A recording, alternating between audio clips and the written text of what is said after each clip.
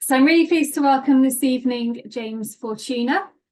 James is an associate of St Leonard's College at the University of St Andrews in Scotland, where he recently completed his doctorate as a member of the Institute for Transnational and Spatial History. He's currently preparing his dissertation entitled The 1939 New York World's Fair, Cultural Diplomacy in the Age of Fascism, for publication in book form. And he co-founded the Institute for the Study of International Expositions in 2020, and besides teaching at St Andrews, has previously taught courses at Santa Fe College in Florida and Manchester Community College in Connecticut. And I believe this evening he's joining us from across the world, and we're going to be hearing about re-evaluating the transatlantic cruise liners of fascist Italy and Nazi Germany. So thanks so much, James, for joining us, and I'll hand over to you. Well, thank you so much for having me. It's great to be here. Good morning, good afternoon, good evening, wherever you might be. I'm zooming in live from the Bay Area. I'm in San Francisco. I'm a holdover from the AHA conference, just wrapped up a couple of days ago. My wife and I thought we'd enjoy a couple of days of peace before headed back for the start of term. So when I was asked to present, I immediately thought that this would be a great topic to reopen. I'm going to share my screen now. Please communicate to me any problems that might arise, but I hope that you can see this clearly. How's this look? All good? All good, yeah. Lovely. So I'm revisiting this project. This is a project that has been left on the operating table for a couple of years now. My supervisors insisted that I bring my focus back to the PhD project. So the thesis was on the international expositions of the interwar period, specifically the 1939 New York World's Fair, and projections of fascism and National Socialism abroad. So what did fascism look like across the ocean? Here, I want us to think about what fascism looked like on the ocean and why fascism was actually put to sea in the first place. So it will be up to you, I think, by the end of this session, if you think this is a project worth resuscitating. I've enjoyed talking about this. I think that there are merits to this line of inquiry, but again, I'm curious what you all will take of it. And I'll start by letting Fellini have the first word, if you don't mind. So let's settle in to a bit of Italian cinema.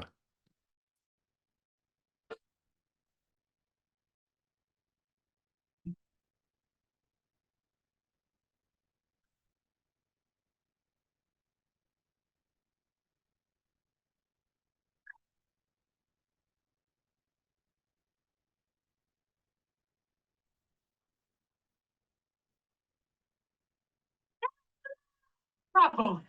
Bravo.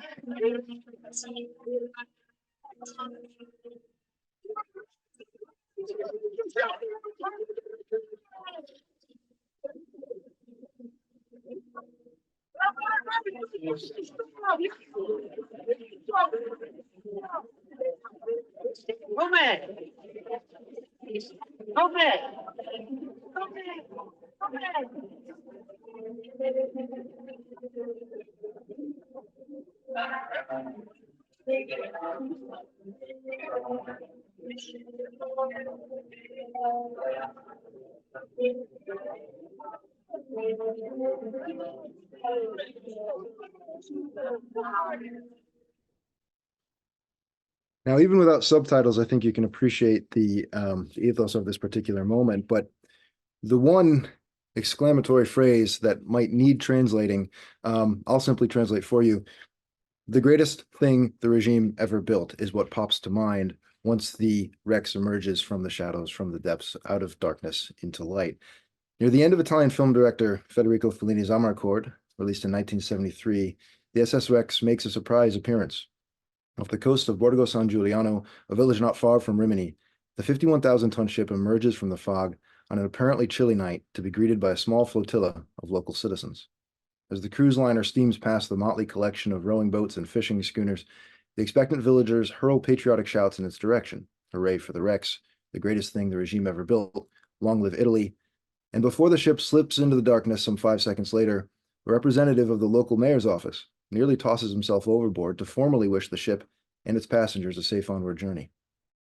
Barely audible over the repeated blasts of a foghorn, this wish, aimed in the direction of a mere glimpse of the vessel that was cast as a physical manifestation of national superiority both across the Italian peninsula and overseas, proves a futile gesture, as ill-fated as the Rex itself. In the summer of 1944, the ship was laid up before being moved from harbor to harbor in desperate attempts to safeguard it, and it eventually came to rest off the Yugoslavian coast in Capodistria Bay. After first round of RAF rocket attacks failed to sink the vessel on the morning of September 8th, two additional squadrons comprised of Bristol Beaufighters from the Royal and South African Air Forces returned to the harbor where, as the Imperial War Museum puts it, the Rex was finished off later that day. With fires blazing both above and below deck, the cruise liner finally rolled to her port side and sank in the shallow water. In the film, the seemingly trivial scene signals the climactic turning point of a carnivalesque narrative of pre-war energy and virility.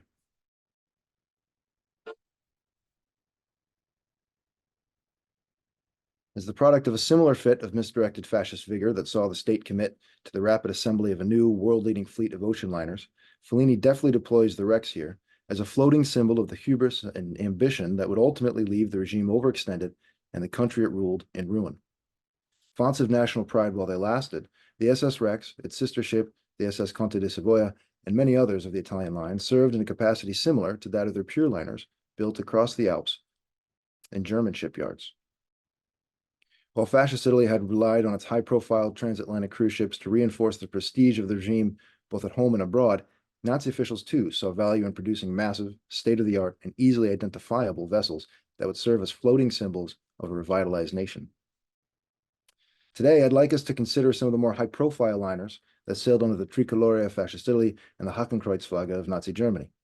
Specifically, I'd like to compare the ships built for the National Socialist Kraft durch Freude, or the KDF, Strength Through Joy program, to those that sailed for the Italian line.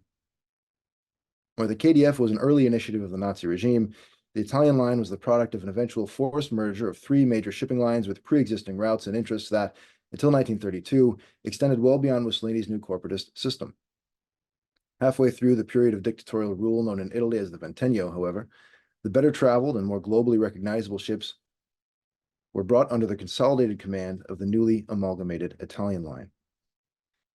In the next few minutes, we'll explore the ways in which both national lines were created, organized, and ultimately deployed.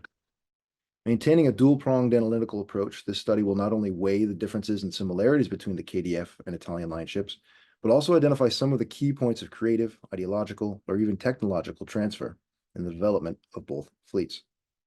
This analytical frame, both comparative and transnational, will not only inform our understanding of the ways in which German and Italian travelers came to interact with these ships, it will also make clear that aside from the apparent domestic value of both programs, the propagandistic value as well, the ships were critical in their ability for each regime to assert itself in global terms.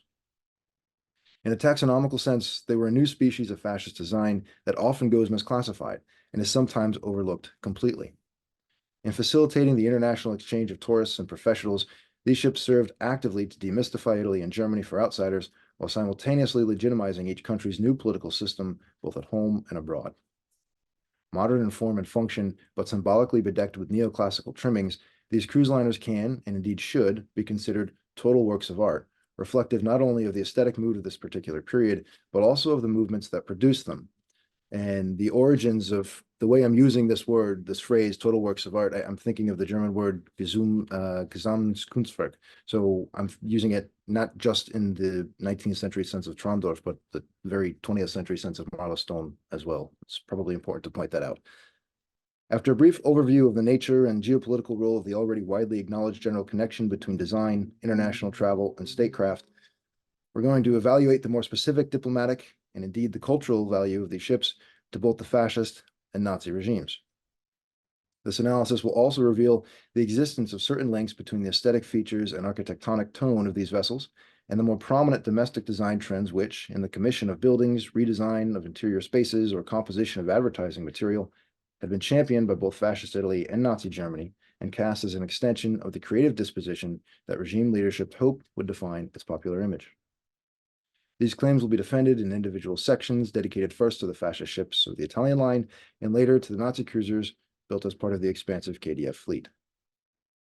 I'll conclude by commenting on the fate of some of the more high-profile liners and by identifying related areas that I feel deserves further scholarly attention. So, often noted for their imposing size and uniformity, the ocean liners produced by Fascist Italy and Nazi Germany contributed to the ability of each regime to put forward an impressive public face, one that would simultaneously emphasize each country's self-identification as a global power abroad and expedite the development of a common national culture at home. So I want us to think now about the interplay between diplomacy, identity, and design. Such prestige projects were commonplace for both regimes, and large-scale infrastructure projects were points of focus for both regimes. Motorways, bridges, railways, harbors, these all serve as examples of the ways in which the regime intended to develop state-planned emblems of national vitality and modernity, both within but also beyond Italian and German borders. As the Nazi official in charge of KDF's travel division once declared, his German ships were to serve as so-called ambassadors of peace and help reinforce the well-promoted view of Deputy Führer Rudolf Hess that, quote, proper organization of the working people's leisure time is a decisive precondition not only for social peace within the nations, but also for political peace among the nations. These ships were responsible for ferrying travelers who were to serve, in the words of Labor Front head and Reichsleiter Robert Ley, as missionaries of National Socialism. Accordingly, great care was put into developing design plans for these vessels of diplomacy. So Robert Ley's glamour shot, the ship named after Robert Ley being detained, would ultimately be put on trial post-war, one of several defendants to end up hanging themselves in their cell before the verdict was reached. From their earliest days, both regimes had committed to what can be described as an experimental approach to design. In Italy, where architectural and other modes of creative production had initially fallen under the influence of avant-garde factions such as Marinetti's futurists, the more reserved, classically inclined designers soon found themselves having to negotiate between the sporadically reactionary, rationalist, and radical impulses of the regime that had, by the 1920s, become a dominant patron of the arts. The result was a brand of state-sponsored design that the regime hoped would prove easily identifiable and be regarded as uniquely fascist Italian throughout the world. Certain cities in Germany, too, after the Nazi seizure of power in 1932, became ground zero for the type of aesthetic experimentation demanded by the new regime. Well before Albert Speer gained the fame and power he would eventually enjoy by the end of the war in 1945, the man he effectively replaced, Chief Party architect Paul Ludwig Trust, had earned a reputation by designing the interior of transatlantic cruise ships for the Neue Deutsche Lloyd line throughout the first 2 decades of the 20th century. By the 30s, however, it was Trust's vision for a Nazified Munich, fashioned in an austere, if also overscaled, classical mode that won Hitler's attention and very quickly came to lay the aesthetic foundations that Speer and others would follow to the end. Loosely codified design principles that betrayed an obsession with reconnecting so-called superior bloodlines to the material legacy and ethereal spirit of past generations were applied to plans not only for ships and buildings, but also automobiles, aeroplanes, roads, and trains. Methods and modes of political propaganda took on familiar tones. The printed word reached the masses on signs and paper using a mostly uniform set of fonts and typefaces. Nationalized labor forces produced radio sets which delivered nationalized messages irrespective of region or dialect, and the power of new aesthetic trends, such as collage and streamlining, were exploited and subordinated to a national ideal. Both regimes developed design programs with the expectation that such displays of size, technological dominance, and a modern interpretation of ancient style would inspire ethnic pride, popular consent, and diplomatic legitimacy both at home and abroad. In this way, the domestic projects headed by designers such as Trust in Munich and Piacentini in Rome can be understood to have served a diplomatic function. Like state-controlled liners, urban renewal and monumental design did as much to generate acclaim from the outside as it did from within, and Hasselschrod's claim that in the eyes of the regime's inner circle, all domestic policy was to serve foreign policy agendas can and should be applied to the fascist Italian regime as well. But just how global were the 2 most high-profile and complex fascist regimes? The idea that diplomatic channels were reliant upon the health of the ill-fated post-war liberal democracies of Italy and Germany can be disproven rather easily, I think, though not necessarily by pointing to the political or the military record of the programs that ultimately took root in the capital cities of those countries. Rather, a more useful point of focus would be the inter or the sometimes transnational cultural, athletic, or touristic programs so important to the brand of both fascist Italy and Nazi Germany. Occasions such as the 1936 Olympics, cooperative archaeological excavations across the greater Mediterranean region, and perhaps above all, the World's Fairs of this period, betray the willingness of the global community to make room for dictatorial states within the slowly fading image of the Wilsonian world order. British and transatlantic interest in a fascisticized continental Europe was so strong, in fact, that it was able to support the likes of Thomas Cook and a prosperous travel industry right up until the German Western advance of spring 1940. Indeed, Anglophone writers such as the Scribner signed novelist Thomas Wolfe and National Geographic correspondent John Patric wrote glowing reviews of a paradisical Munich and of a Roman Empire which had rightly been returned to its imperial splendor. Escalating tensions on the periphery of the Western European psyche and flagrant disregard for the terms of the Versailles Treaty, meanwhile, did little to disrupt the inward and outward flow of exchange students from the United States, Britain, Sweden, Hungary, and the Baltic states. Nor was Italy's contentious withdrawal from the League of Nations after refusing to pay fines en masse for the usage of poison gas during the invasion of another foreign state reason enough to see it disinvited from participating in the major international expos of 37 in Paris and 39 in New York. As a travel film studied by Heather Norris Nicholson reveal, some British travelers between 1925 and 36 appeared to take no note whatsoever of the fascist presence across Italy on holiday cruises from Sicily to Stromboli and eventually on to Naples. While there was some opposition to both regimes on popular and official planes, in general there remained a common willingness to overlook the bellicose language, ideological antagonism, and aggressive military intervention of both the self-styled Third Reich and the Third Rome. This, at least in part, can explain the universal popularity of the cruise liners in question.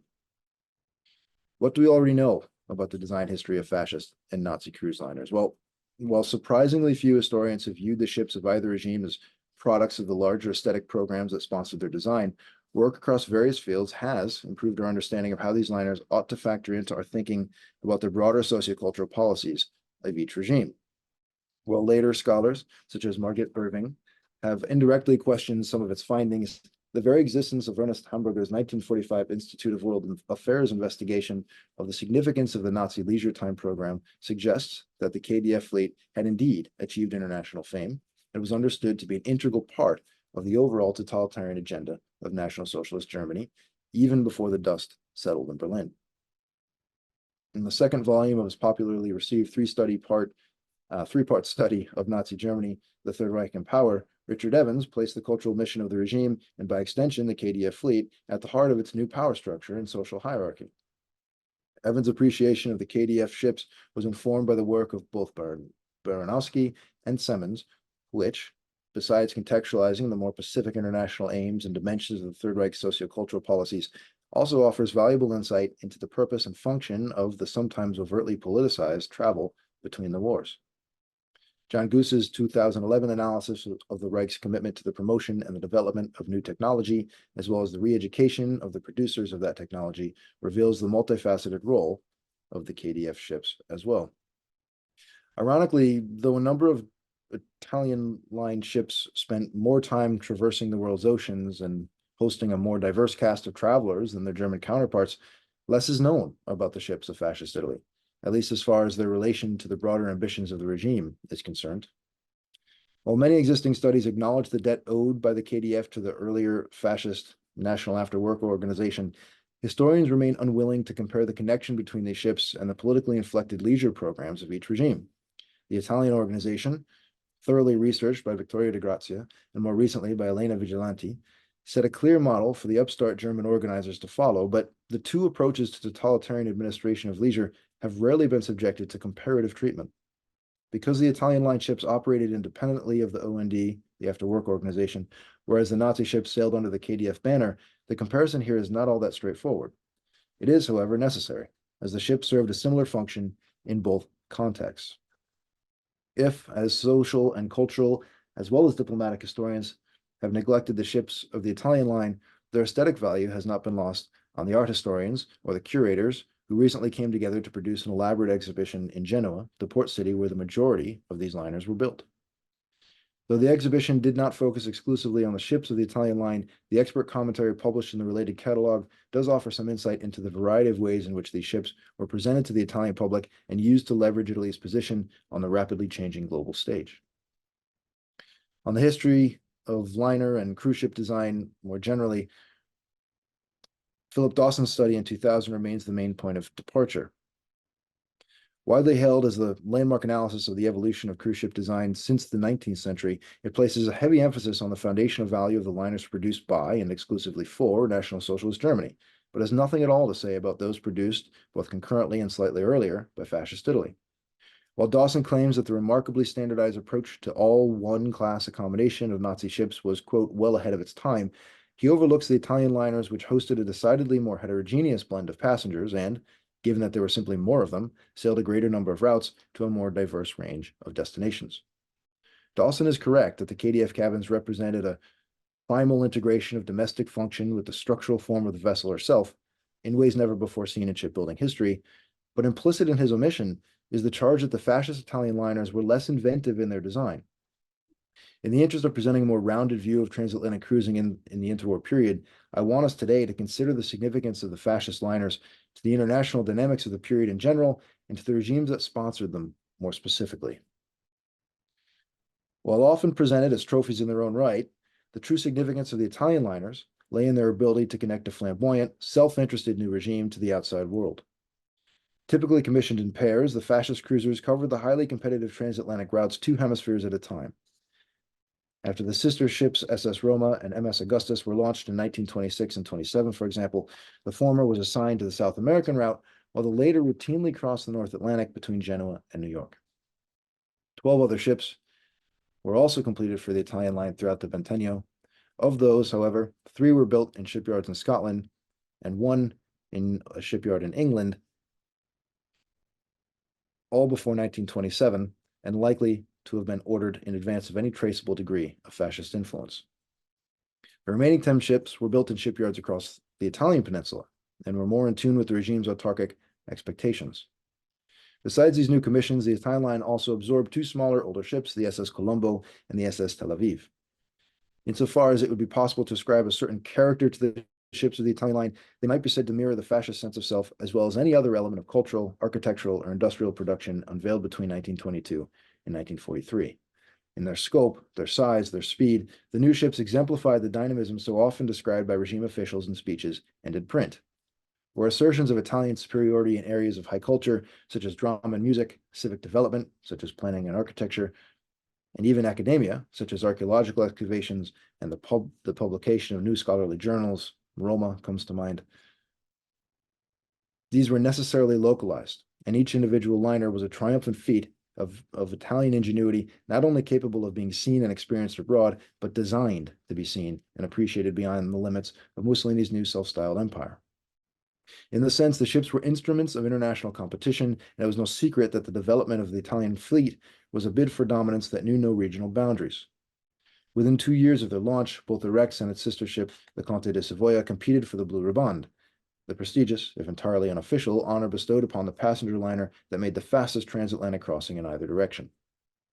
After the Italians had watched the German ships Bremen and Europa break their own westbound records on 3 separate occasions between 1929 and 33 on a Norddeutsche Lloyd route from Cherbourg to New York, the newly built Rex slid in as challenger. When it shattered the Bremen's July 1933 record by nearly 3 full hours just 1 month later, the Rex became an immediate national icon and catapulted Italy and Italian ship design into the global conversation.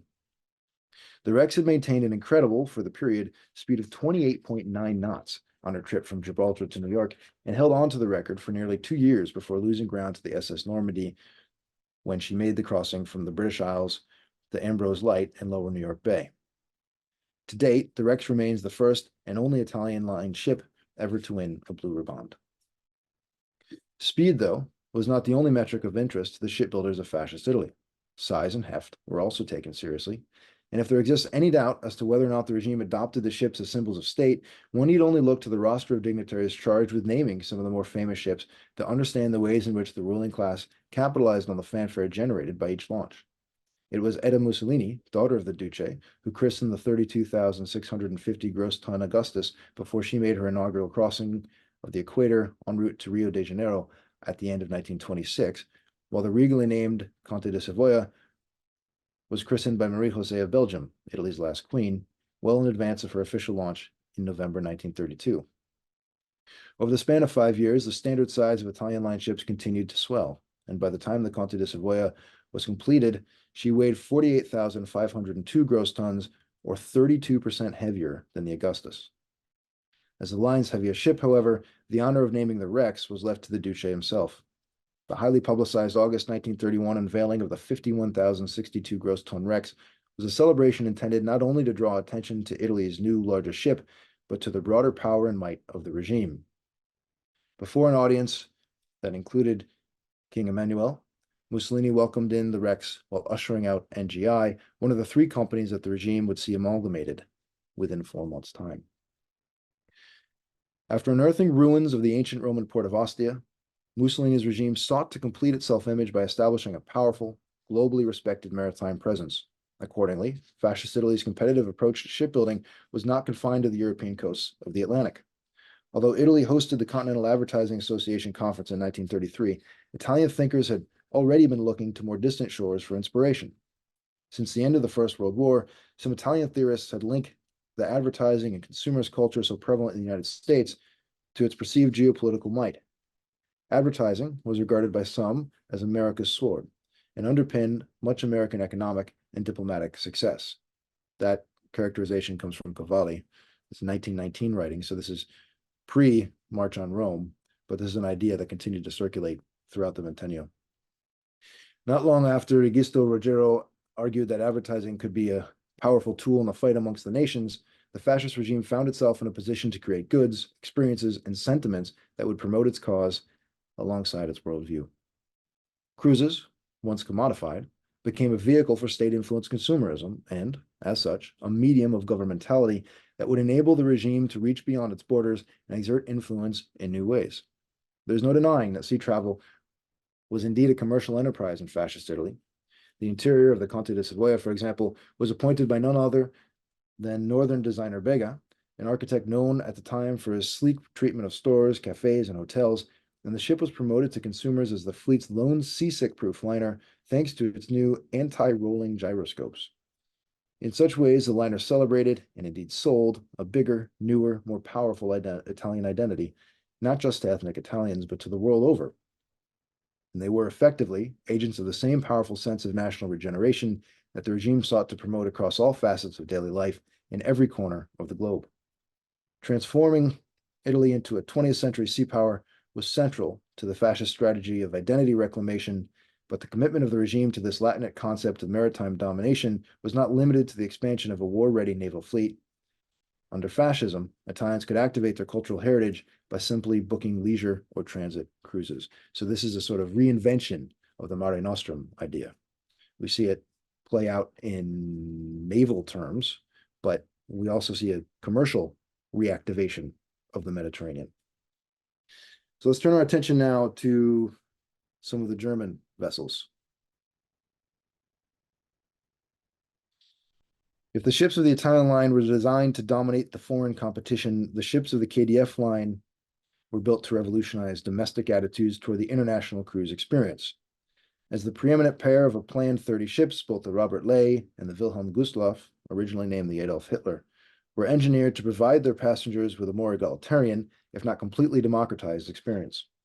By 1937, nearly 1/5 of the German population older than 15 had booked at least one KDF trip, and under the direction of Reichsleiter Horst Dressler-Andress, the regime appeared successfully on track to deploy the cruise ship program as a tool dedicated to overcoming what was perceived as an ongoing class struggle. Though the ships were engineered with card-carrying party members in mind, unlike other ships around the world, the KDF ships did not differentiate between tiered service classes. Where they realized plans for the full KDF fleet would have seen these Nazi liners, the first cruise ships dedicated exclusively to leisure cruising and not to traveling, host upwards of 2 million passengers per year. These specifications, besides netting the regime considerable global attention, proved consequential in several different ways. For one, where the Italian liners were dedicated to breaking speed records, the German liners were deliberately slow vessels. They averaged a mere 15.5 knots. And so these longer, slower journeys allowed cruise directors more time with their captive audience and played an emphasis on transit between two destinations rather than travel to a destination. The slower speed also gave cultural officials on board time to execute what can be described as propaganda itineraries and to exaggerate, or at least reinforce, the distance between the homeland and other places to the throngs of typically blue-collar passengers on board. As evidenced by the decision of ship designers to exclude the standard storage spaces from their final plans, KDF cruises prioritize volume and capacity over meeting international norms or standards. By working to host as many members of the German working class as possible, KDF ship designers also made the bold decision to eliminate all interior cabins so as to ensure a constant supply of sunlight and to provide ample public spaces, like sun decks, swimming pools, and sporting facilities, to facilitate considerable pan-German interaction among cruisers and crew alike. In this sense, the design of the ships helped the regime promote its vision for a common national culture. And while traveling, the ethnic Germans on these cruises had no choice but to share a perspective of the outside world. Wherever a cruise may have headed, the people on board shared in the approach and experience of that place, thus contributing directly to the Volksgemeinschaft, or the people's community idea, supported so vocally by the regime. The Nazi-sympathizing Swiss novelist Jakob Schaffner used his 1936 travelogue Volk zu Schiff in order to celebrate the fact that the regime had created a nation at sea and thereby managed to use these ships to set a new standard in popular mobility. Through KDF cruises, views of the outside world were affirmed en masse, and a sampling of the more popular destinations portrays the fact that the organizers had, at least for a time, been somewhat hesitant to venture beyond the established sphere of German influence.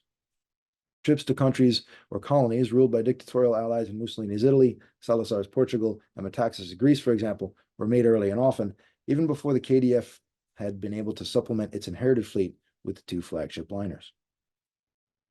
Contemporaneous press clippings indicate that the trips to Italy and its colonies intended to pave the way to a great friendship between the folk forces of two young nations that had united themselves in opposition to the, quote, old, rotten, liberal, democratic Europe. The plan to add a new Japanese route to the KDF's list of offerings was eventually abandoned at the outbreak of the war, but there are clear connections between the geopolitical disposition of the regime and the routes sailed by its ostensibly civilian-oriented ships. Another example can be found in the Iberian Peninsula, where, in a move that would prefigure the liner's eventual roles and as troop and hospital ships throughout the Second World War, KDF cruises were canceled in May 1939 in order to ferry the notorious Condor Legion back to Germany from Spain, where it had been deployed to subdue Republican resistance to Franco's violent military coup years earlier. Though the Robert Ley was only slightly larger, her additional single deck allowed her to accommodate 1,766 passengers compared to the Gustloff's 1,465. Unencumbered by the technical rigging equipment commonly seen aboard other deep-sea ships that were not solely dedicated to cruising, both ships were defined by their broad, open-deck spaces. As Dawson has noted, with these lone cargo hatches placed all the way forward, the deck spaces were uniformly free of the usual obstructions of multiple hatchways, along with the king posts, derricks, and winches on deck necessary to work them. The broad layout was replicated below deck throughout the internal spaces, and both ships were appointed according to the taste Reichskultursenator Professor Woldemar Brinkmann, who had supervised the architectural design from start to finish. As models to be followed by later ships, both vessels were mostly uniform in design inside and out. Like the cabins, the walls of the public rooms were paneled in various polished woods and veneers, while the ceilings oscillated between various shades of cream or bright white. While the ships were not saddled with the overt emulation of the classical mode on display across various other regime-built structures in Germany at the time, the hypermodern function of these vessels did not manage completely to overshadow some of the more superficial classical accents embedded in their design and throughout their layout. Whether in the reliefs and etchings found in the dining room or in the portico-like partially enclosed promenade above deck, both ships channeled a certain reverence for the classical mode favored by party leaders. The swimming pools of the Wilhelm Gustloff, for example, were decorated with mosaics depicting a proud Neptune reigning over the waves and waterways. And given the decidedly Philhellenic predilections of the regime, this decision to depict Neptune instead of his Grecian counterpart Poseidon should strike us as rather curious. For an indication of the privileged status afforded these ships, though, one need only consider that the first cruises began as early as 1934, or less than 2 years after the seizure of power, and 1 full year before the first stretch of the highly touted Autobahn opened to traffic in the spring of 35. The rapid development of highways throughout Germany was yet another way to validate the Nazi claim to technological prowess and superiority, and became the focus of countless travel advertisements geared toward the global public. Unlike the motorway and the rail system, though, the cruise ships reached far beyond the borders of Germany in their attempt to normalize the regime, and did so in a much broader global sense. That the two crown jewels of the KDF fleet were not rolled out until 1938 and 1939 evidences the sustained success of and commitment to the Strength Through Joy cruising program. Though the majority of KDF-related documents were destroyed in the Allied bombing raids in Berlin, it is clear that the regime-controlled ocean liners were a critical propaganda arm of the overall Nazi program and were more than mere status symbols. Indeed, they did, at various points, serve to facilitate the spread of German influence in less abstract terms, and beyond their occasional use as military transports, there is evidence to suggest that the ships were sent to South America by the foreign branch of the NSDAP in 1938 in order to collect votes as offshore polling places. The votes collected aboard these ships served to register the collective will of a globally dispersed population of Germans and to validate the Anschluss, or the annexation of Austria, and therefore further evidence the regime's belief in the ocean liner as a unifying force. So I'll begin to conclude now by encouraging us to think of these ships as floating cities. They were small-scale opportunities to experiment, to experience a scaled-down version of the social order promised and promoted by each regime. Given that the ships of the Italian line catered to an international public, the social order in the Italian context was more diverse than that of the KDF liners, which were essentially closed-circuit universes constructed by Germans for Germans, to the extent that foreign currency was rejected in favor of the Reichsmark, and ports of call were sometimes only viewed from on board ship. Yet, to be sure, these ships were designed to impress foreigners and were perfectly functional elements of nationalized cultural production. They were effectively shrines to the fascist reconciliation of the 20th century tension between modern engineering and design and an artistic deference to all things classical. Each ship was an ostentatious marker of national standing and achievement, and internally decorated so as to remind the German and Italian workers on board of their place on the timeline of so-called Western civilization. Throughout their voyage, passengers were exposed to a composite of party iconography and design and a higher concentration than could typically be found on dry land. The interiors and deck accessories of these custom-built vessels, for example, were designed by many of the same party architects, most notably Brinkmann in the German case, involved in other diplomatic or propagandistic architectural projects. By enshrining the products of fascist and National Socialist creativity and high design, the ships served to remind Germans and Italians not only of their collective potential, but also of their great and distinguished past. The vessels in question flew under Italian and German flags, but as agents of empire and influence, they spent a considerable amount of time abroad. Though they more frequently sailed in the Western Hemisphere, they were seen regularly in ports around the world. It is clear that the KDF was intent on following the example set by the Italian line in making what were known as around-the-world cruises a consistent offering. While many so-called transatlantic studies continue to focus only on connections or transfers between Europe and North America, it is worth at least acknowledging here that both lines coordinated numerous routes throughout the Southern Hemisphere. The people, places, and natural resources of South America were the focus of considerable competition between Axis and Allied countries, both before and during the Second World War, and the sailing routes that linked the Old World with the New indicate a concern for the South American continent that extended well beyond commercial interests generated by tourism. The focus on South America was part of a much larger and a concerted effort to exert influence and maintain a promise and a presence on a continent that both the Axis and Allied powers would eventually come to value for strategic purposes. While both Fascist Italy and Nazi Germany enjoyed fairly consistent representation throughout the New World thanks to their corporate interests and embrace of the international exposition as a vehicle of propaganda, in terms of cruising, there was at least one sizable obstacle to the desire of the regimes to dock their liners in the United States. After more than 100 passengers died when the SS Morro Castle caught fire off the coast of New Jersey on a return from Havana in the summer of 1935, U.S. maritime authorities introduced some of the world's strictest fire regulations and actively began to discourage outdated foreign-flagged vessels from venturing into American waters. Given the interest of both regimes in establishing a global foothold, there's little question that this new barrier to entry factored in, wow, it's a bit dry, factored in to the desire to complement the inherited ships of both fleets with a variety of state-of-the-art liners. So new ships eventually left Hamburg and Ostia for much further ports of call, such as New York and Rio, temporarily exporting German or Italian culture and lifestyle. I use lifestyle fully aware that this is a very American, very post-war term, but I think it's fitting here, and I think that you all understand exactly what I mean. These ships were to serve as a port, as a sort of micro-society, which mirrored that of the reconfigured homeland and advertised the merits of fascist or Nazi social policy abroad. In this way, the ships were vehicles through which ideology could be exported, even temporarily, under the guise of friendly international relationship building. As Kristen Simmons has noted, their very presence in foreign ports demonstrated the achievements and successes of the new regime, which had made once inaccessible leisure practices available to working class Germans. And so, in other words, these ships served as the direct link between the fascist and non-fascist worlds.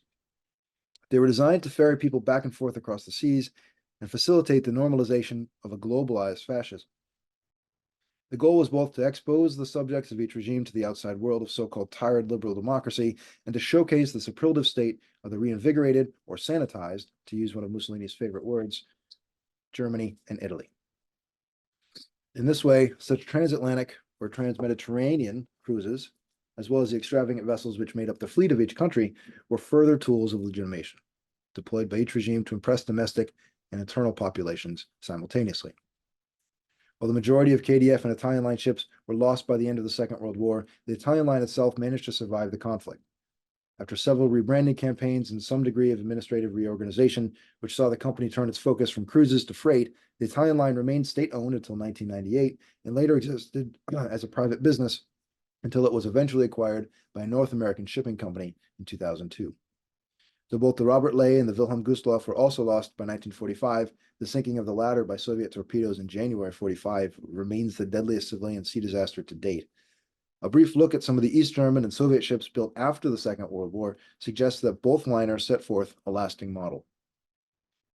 Perhaps the most lasting testimony to the legacy of these ships, however, can be found not under the sea, but on land. Passenger cruise terminals built to accommodate the new flow of travelers, such as Bazzani's 1936 passenger terminal in Naples, remain scattered across Italy. For the many Italian immigrants who relocated to North and South America aboard an Italian line ship, these structures marked the final view of their native country as they steamed away from the Italian coast and toward the New World. Further north, the unfinished KDF leisure resort known as the Colossus of Prora still stands on the edge of the North Sea on the German island of Rügen. As the Second World War raged on, plans to dock ocean liners off the island were eventually abandoned, and the designs for the island faded by the global public at the 37 Paris International Exposition, never ever realized. While the role and design of Nazi and fascist buildings continues to generate intense debate and scholarly discussion, these ships, no less powerful in their capacity as agents of power and influence both at home and abroad, demand an equal level of scholarly focus and attention. Thank you.